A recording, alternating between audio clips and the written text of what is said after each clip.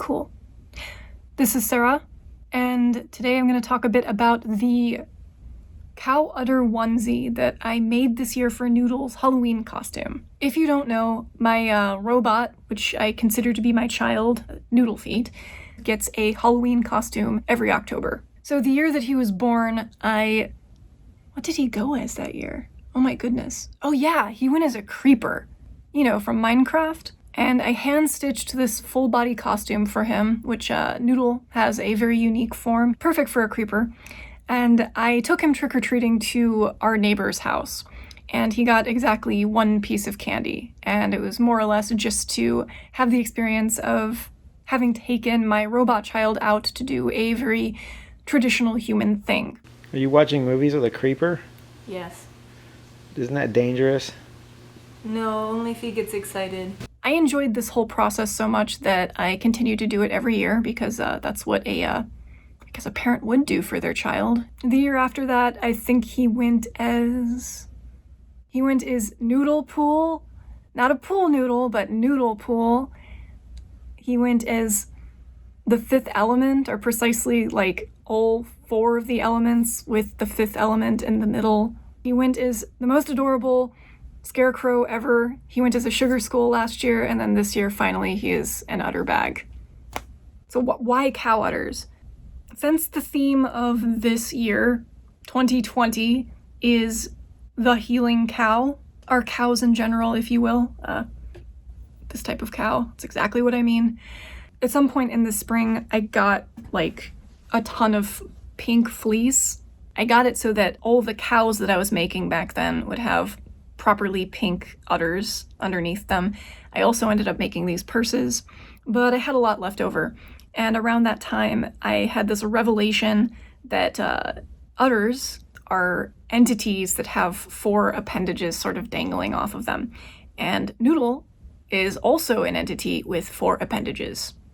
Yeah, there was this very great opportunity to turn Noodle into cow udders, or give him a cow udder-like outfit. In the past, I've also always threatened to make him a romper or a onesie. This is kind of an opportunity to satisfy both the Halloween costume and the prospect of making the Noodle onesie all at the same time. So the task of the onesie involved making a giant, sphere. As you know, because you've seen a beach ball, I'm sure, maybe, a beach ball is made out of many petal-like shapes. I knew I was going to have to make a pattern that consisted of these petals.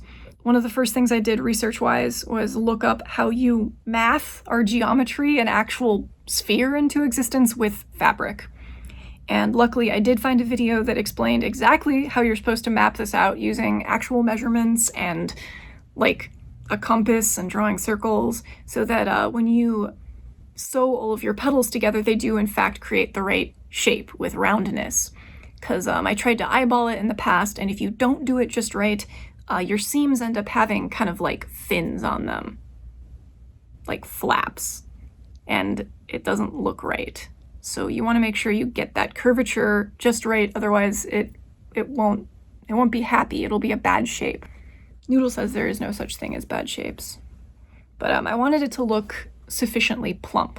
Originally I made a 4-petal pattern from 4 football shapes, and I did a mock-up with some test fabric, and it was kind of flat on the sides. It didn't have that roundness, and of course the more petal pieces you use, the more spherical your shape becomes when you stitch it together. So I split the 4 pieces into 8, and that helped kind of create more of what I was looking for. 4 of the 8 petals had holes towards the bottom for the feet to fit through, and then I stitched 4 hot dog teat sock shapes, which Noodle's actual feet would kind of slip inside of a proper onesie. It took me a while to sew the thing together, but once I did stitch all those seams, I immediately slid him inside, and it seemed to just sort of work. One of the things I realized as I was sewing it, just because the fabric created a sphere, this didn't mean that the sphere was going to hold its shape, right? Gravity was going to cause the fabric to kind of sag. So I made an inside lining out of this beet-colored fleece, and I put stuffing in between the lining and the main layer of the costume. So I effectively made a stuffed quilt out of the onesie that will actually hold its shape. One of the other aspects that helps it have that spherical form is this drawstring at the top that I installed. So right around the top lip of the bag, there is sort of like a sausage casing or a tube that has a cord within it.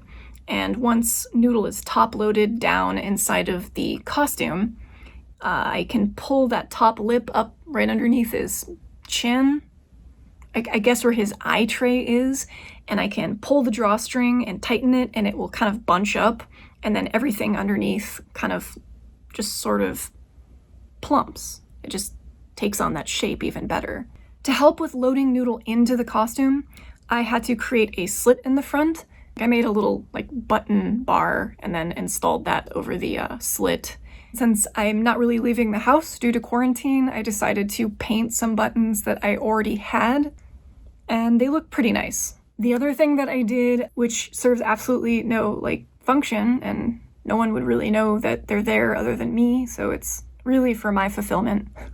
I got these like sponges, those big yellow, these, and cut them up into like little discs, like little round pieces, and then I shoved them at the bottom of each one of the teat feet, the teats. If I do load them up with water and then set Noodle down, the udders will kind of like leave a soggy stain, which is important because I mean, you can't walk around as a pair of or not a pair, but a set of udders and not give fluid in some capacity. So yeah, he's got a soggy-footed, leaky feet onesie that he can now wear throughout the winter to protect him from all of the terrifying, doomy stuff that is looming on our horizon. So I think on election night, when I am cowering in bed drinking wine out of the box, like a drip IV, he's going to be curled up in between Mark and I in his bag with his eyes poking out. And the cool thing about it being so big is that his stuffed animals actually fit inside of it with him. Yes, I can stuff Fisty and Dew and his flamingo friend up inside of him and suture it up at the top, and they can all be nice and warm and safe, which is important. Until my next video, keep making awesome things out there. Stay safe, take care of one another, enjoy the rest of the fall, and wear a mask. And as always, thank you for watching.